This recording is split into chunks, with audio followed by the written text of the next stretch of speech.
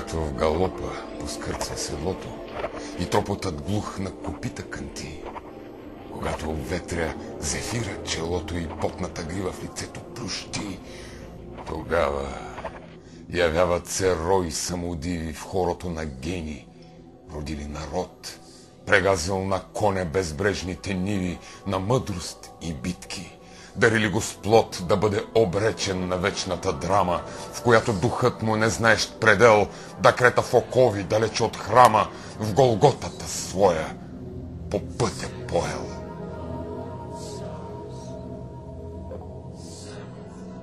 И тропотът яростен ще ли пробуди на канове древни вековния сън, или глухотата ни родна ще чуди света, що ни сочи с пръста навън?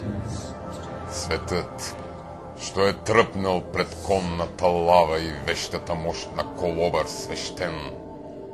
Светът, коленичил пред светлата права на български устрем, от лък устрелен. Светът, що получи перото и меча на гения роден, заринат в прах, посочен отгоре, да бъде предтеча на порив духовен и битки без страх.